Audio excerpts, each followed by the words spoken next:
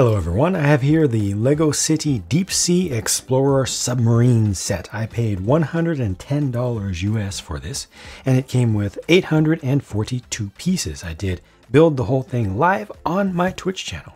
This set has 6 minifigures. There are actually 2 subs, the main one and then like a little baby one, so remotely operated vehicle that can be deployed from it. There's an underwater mech, and then there's a very sizable side build for bottom of the sea terrain with a few sharks on it and a bunch of other stuff. The main sub is over 12 inches long, or about 32 centimeters, not including the grabber arms out front. Like that's not artificially extending everything to make it sound as long as possible. That's just from the tip of the bubble canopy here to the back of the tail, you know, the main impeller section. There's also a good amount of width to it. It definitely has more mass than I expected based on the initial photos of it. And these ballast tanks on the sides, which I thought were going to be completely hollow, are actually rather solid. So the whole thing has quite a bit of weight to it.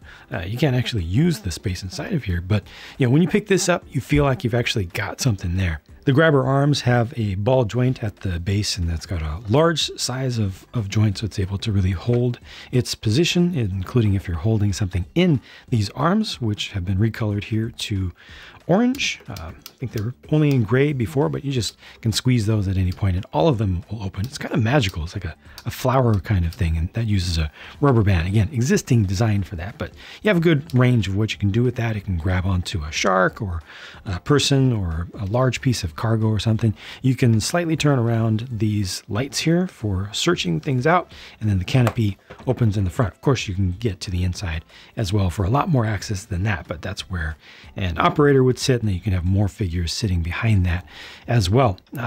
From the outside, you also have access to a little bit of storage here, so there was some extra space at the back that wasn't able to be part of really the proper full-on interior, but this is exterior accessible storage on both sides. So you can put small things in there like your the torches, right? The flashlights can be in there. There's a hook on the underside to be able to grab things and lift them up.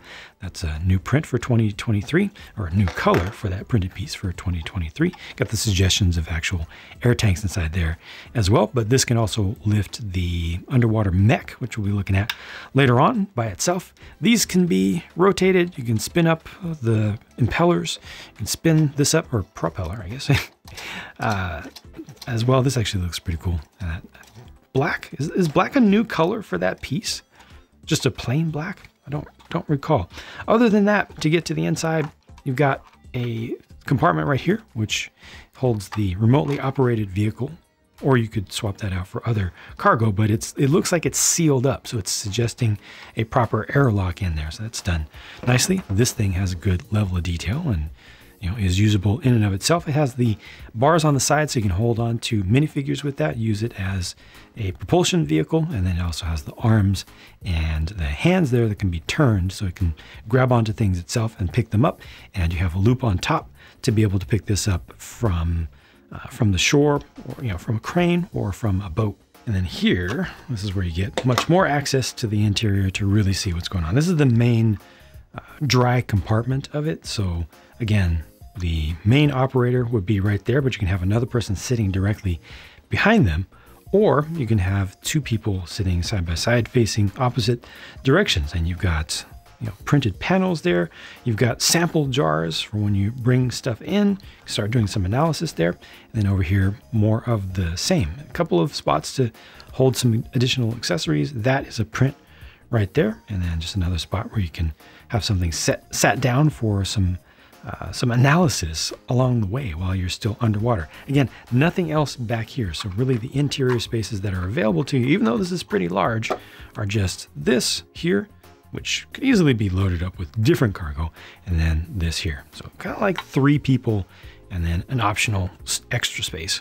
Here's the mech, or if you don't want to call it a mech, that's fine, but as far as I'm concerned, it's a mech, and it has interesting joints used for the shoulder and arm here, so this is able to get some articulation. The wrenches are supposed to represent actually hands or forearms, so you can hold on to something the size of a stud right inside of there, but otherwise you're a little bit limited because both of those are exactly the same, and they're not able to hold on to a whole lot of things. Not the best design there, in my opinion. The legs just go forward and back. That's just it. A little bit limited there. The canopy opens up top. This opens up forward. You can also bring the whole thing back if you want to just get easier access in there to sit your person down. But this does always stay open on the side. So it's very limited in the number of pieces and in its size. And you can definitely see the person inside of there when they're sat down.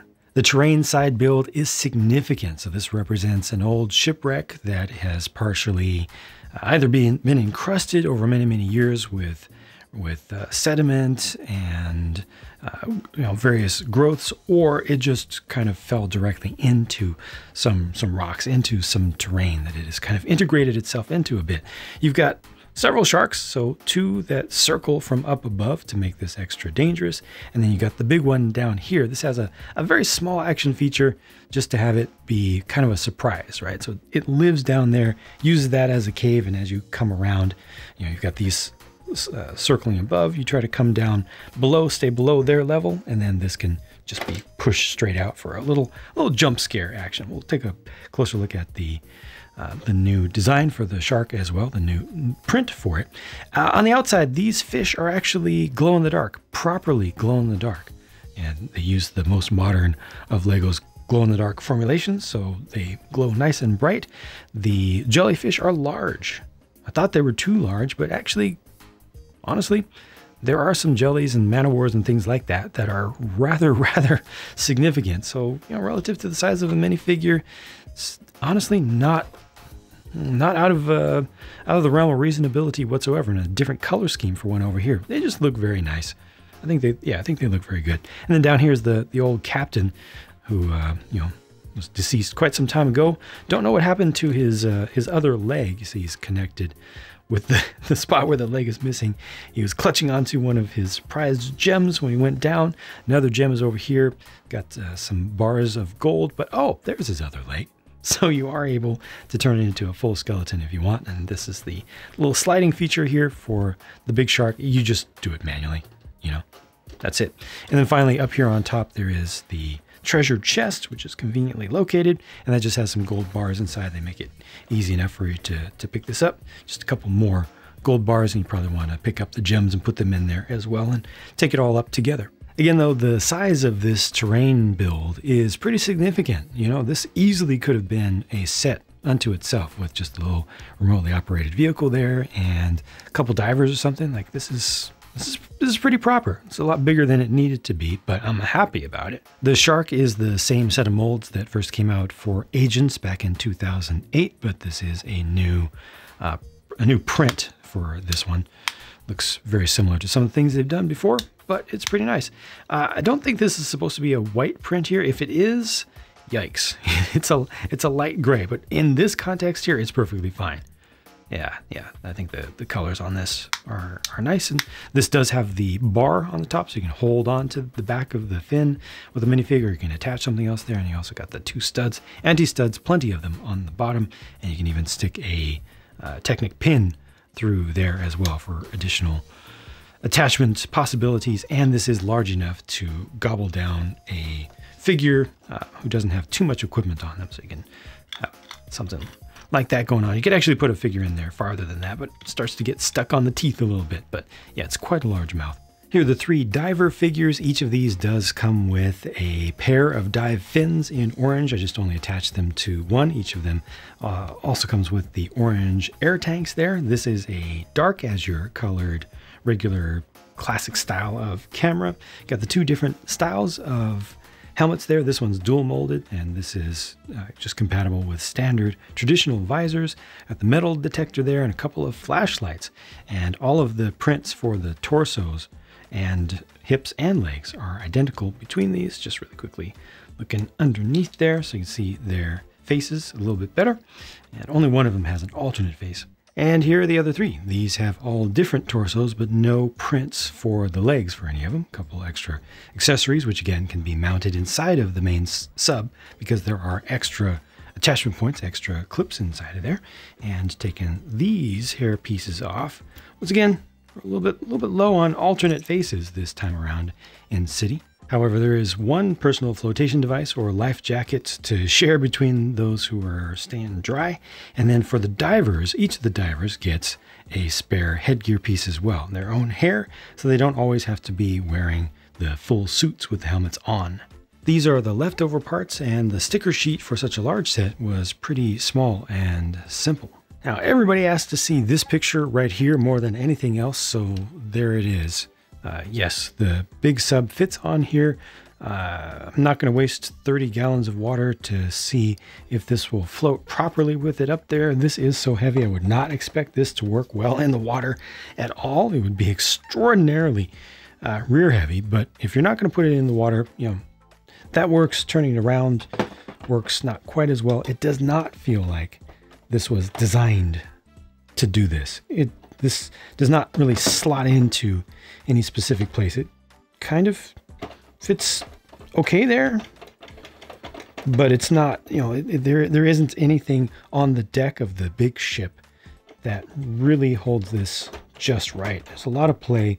It can slide around. You can put it there. It's good for imagination, but I wouldn't try to take it out or expect to take it out to the pool like this. Again, the price of this was $110 US. It is 105 euros, 95 pounds UK, 140 Canadian dollars, which translates to about $105 US. And I feel like the value here for that price is okay. And again, there's some substance here. This is not a small thing. There's some substance here. This is not a small thing, and it's not lacking in detail. It's got a fair amount of stuff here. It felt, as I put this together, it felt like I was putting together quite a bit of stuff, and I personally would love to see about a 15% discount on this, which is not much. And then I think anything more than that, and you're getting a really good deal. But at its suggested retail price, I don't feel like it's a ripoff. That said, I do continue to get, like almost every day, comments one place or another from my brothers and sisters in the Eurozone about, Jang, stop complaining about prices. Everybody knows that on day one, as long as you don't buy directly from Lego or Lego.com, day one, you can get all the Lego sets for like 25, 30, 35% off. Day one, everywhere. Everybody knows this. Just use that as your baseline.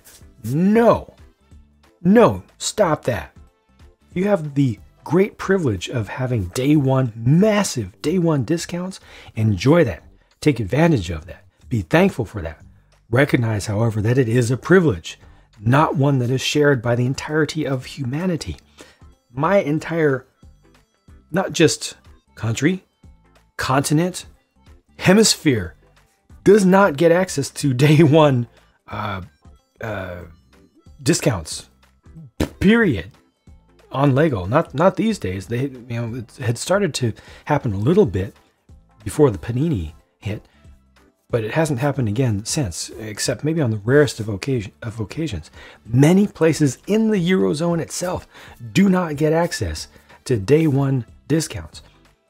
Denmark itself, Lego is way more expensive there.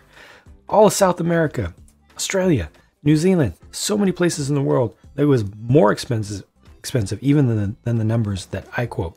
So if you personally have great deals that you get immediately, always be thankful for that. But understand that not everyone does. And that's why when I do my reviews and I talk about price and value, I talk about the manufacturer's suggested retail price, the MSRP, the RRP, because that is the standard price. If you can do better than that, great. But that's always going to be the baseline. It's the only way to be fair. And again, many people have to pay more than those numbers at that. Some are a little bit lower, which is great. But again, I would like to see 15% off on this. But if you love what you see, I can't vote against buying it at retail. Patience would reward you, waiting for discounts to happen. But at that price, as it is, it's not a big deal. Yeah, good amount of stuff. I really do wish that there was a little bit more that you could do with the interior of this, just a bit more, because there is so much bulk to the sub. But then this compartment gets taken up by the ROV, and then this just has maximum of 3 figures. bigger on the outside than it is on the inside. It's a reverse TARDIS situation. That's my only real complaint, and it's not a very significant one, is it?